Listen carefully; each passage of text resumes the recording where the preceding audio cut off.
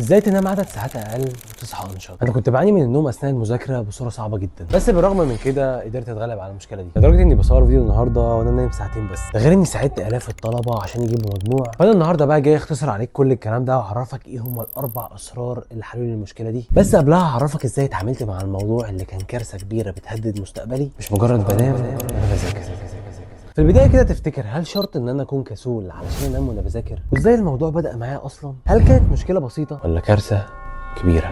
الحكايه بدات يوم الاحد 23/1 سنه 2022 داخل مدينه الزقازيق العريقه. اليوم ده صليت العشاء وبدات اذاكر بقى ايه وكل حماس. فجاه كده وانا بذاكر لقيت حد بيصحيني، اللي هو ايه ده ازاي؟ طيب معرفش، حسيت بصراحه اني مش مركز خالص. قلت خلاص مش مشكله، انا هنام دلوقتي واصحى الساعه 3 الفجر بحيث اعوض الساعتين اللي انا نمتهم. وانا اصلا متعود على حوار التعويض في النوم ده عموما. صحيت فعلا 3 الصبح، قعدت على المكتب وبدات اذاكر، بس المره دي كانت مختلفه عن كل مره علشان فجاه صحيت على صوت ماما وهي بتقول زياد انت بتنام على الكتاب. وقتها بقى انا يعني فقت مستغرب كده، هو انا بنام على الكتاب فعلا؟ وبعدين انام ليه اصلا؟ انا المفروض نايم كويس. قلت اكيد ده ارهاق وهيروح لحاله، علشان كده قمت لبست ونزلت الدروس. خلصت دروسي ورجعت عملت نفس الروتين اللي بعمله كل يوم لحد ما جه الميعاد الحاسم. صليت العشاء وقعدت اذاكر عادي جدا. قلت اكيد اللي حصل امبارح ده مش هيتكرر، وفضلت اذاكر. لكن فجاه للاسف لقيت اخويا بيصحيني. ده ثاني يوم انام وما احسش اني نمت اصلا. قلت لا انا مش ههبط وهقوم اغسل وشي، واكيد يعني لما اغسل وشي هفوق. لكني اتفاجئ تاني ان اخويا بيصحيني من النوم. هنا بقى بجد حسيت بالاحباط جدا، مش فاهم بجد ولا عارف ايه اللي بيحصل. نمت يومها بصراحه زهقان وزعلان جدا. تاني يوم بقى لما صحيت رحت درس الكيمياء، قابلت صاحبي محمود هناك وحكيت له اللي حصل ده كله. قال لي والله يا زوز برضه انا عندي نفس المشكله دي، بس طبيعي يعني احنا المفروض بنقابل من اول السنه مشاكل وهدفنا ان احنا نبدا نعرف نحلها ازاي، لان لا يكلف الله نفسا الا وسعها. قلت له عندك حق، وبدات وقتها رحله ازاي احل اكبر عقبه واجهتني في ثالثه ثانوي. تفتكر هقدر احل المشكله وهعمل ايه اصلا؟ هل هسمع يوتيوب مثلا ولا استشير حد طيب ولا اعمل ايه بالظبط؟ قبل ما اعرفك ازاي كنت بحاول احل المشكله، اسمح لي افكرك ان احنا خلاص داخلين على شهر 5، الشهر اللي كل الطلبه بتلم فيه اي حاجه وقع منها، بحيث تيجي شهر 6 تبدا تحل امتحانات على المنهج كله. المشكله هنا لو انت مش عارف تلم التراكمات اللي عليك او بتعمل جدول لنفسك وما بتلتزمش، فللاسف انت بتريسك بمستقبلك كله. بس ما تقلقش بقى لان انا جايب لك الحل، عشان جاي اقول لك ان حجز شهر 5 في خدمه مذاكراوي فتح اخيرا. لو انت عايز تلحق وتلم نفسك في المراجعات النهائيه من خلال جدول تراكمات خاص بيك انت ودكاتره جايين مخصوص ليك انت يتابعوا معاك لو حابب، الحجز متاح دلوقتي، بس للاسف الاماكن قليله جدا وغالبا هنقفل قبل ما الشهر الجديد يبدا اصلا. فاتمنى بجد انك تلحق تكون معانا. لو انت على يوتيوب فهسيب لك اللينك في صندوق الوصف وفي اول تعليق، اما لو انت على باقي المنصات فابعت لي برايفت وباذن الله هرد طول ما الحجز مفتوح.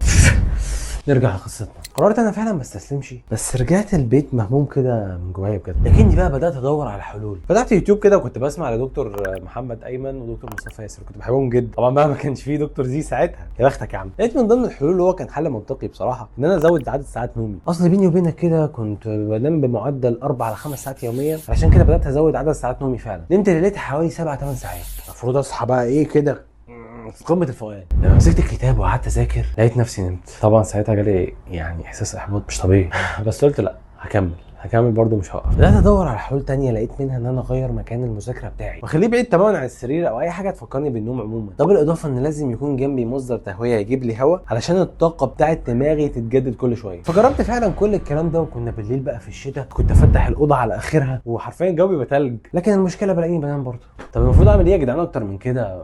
مش عارف بجد. وتعبت بجد نفسيا جدا، ويعني جالي احساس كده بالاستسلام وحاسس ان كل حاجه بتروح، والمشكله ان هي مش في ايدك. يعني عارف انت اللي هو انا مش مثلا بنام فبحس ان انا هنعس فالحق نفسي وافوق، لا ده انا فجاه بلاقي حد بيصحيني. والموضوع مش بيتكرر يوم ولا اتنين، بيتكرر شهور كتير. انا اعمل ايه؟ ولا المفروض مني اعمل ايه؟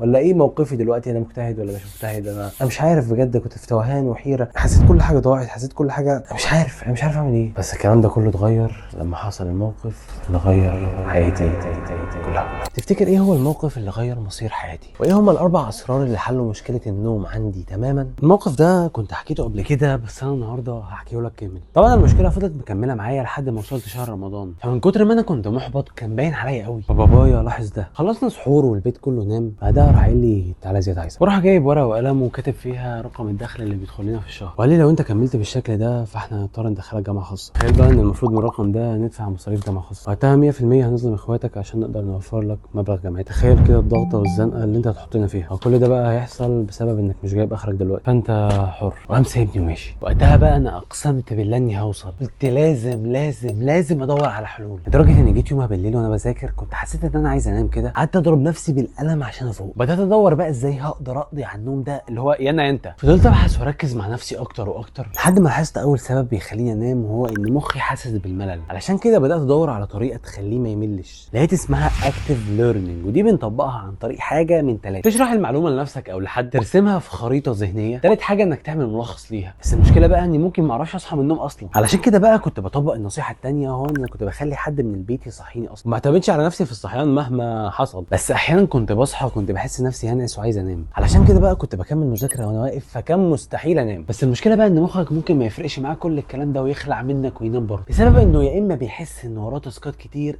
او يحس ان وراه تاسكات صعبه. انا بقى عرفت اتعامل معاه. فلو تاسكات كتيره بقسمها على اوقات صغيره، لكن لو صعبه بحاول انجزها بسرعه. هتقولي طب انت ازاي كنت بتعمل كده؟ اقول لك اني شرحت الطريقه كامله في الفيديو اللي هيظهر قدامك دلوقتي على الشاشه. سلام يا مذاكراوي.